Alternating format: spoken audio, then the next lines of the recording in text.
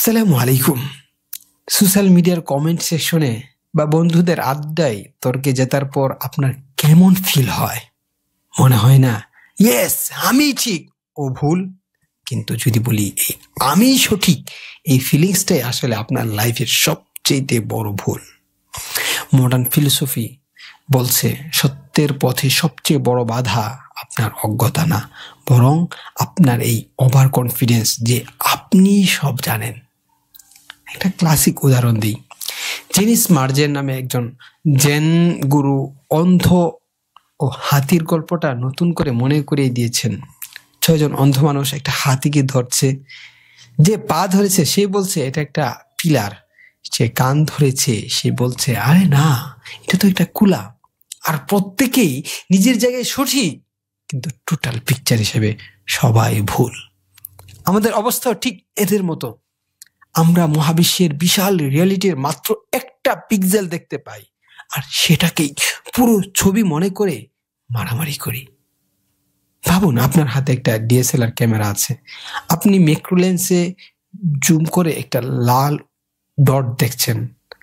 আপনি বাজি ধরে বলতে পারেন এটা একটা লাল দেয়াল, কিন্তু লেন্সটা জাস্ট একটা জুম আউট করলে দেখবেন ওটা আসলে একটা ঝুকারের নাক।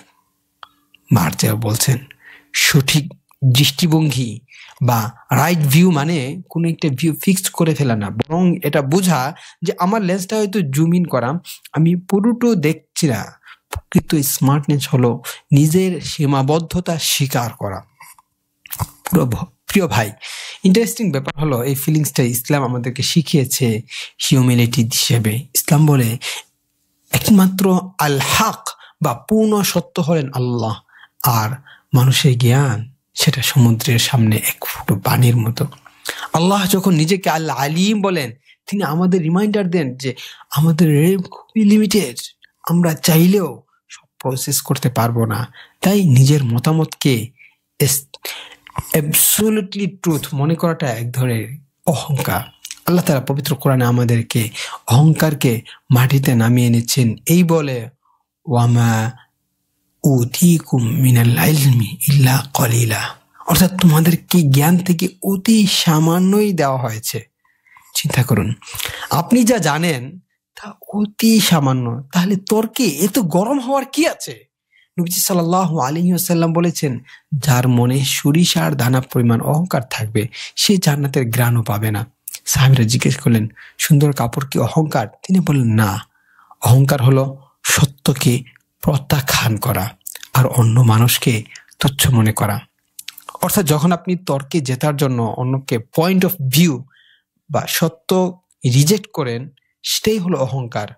তাই প্রিয় ভাই, নেক্সট টাইম যখন কারোর সাথে তর্ক হবে, একটু থামুন, নিজেকে জিজ্ঞেস করুন আমি হাতির কোন অংশটা ধরে আছি। অন্যের লেন্স দিয়ে একবার দুনিয়াটা দেখার ট্রাই করুন।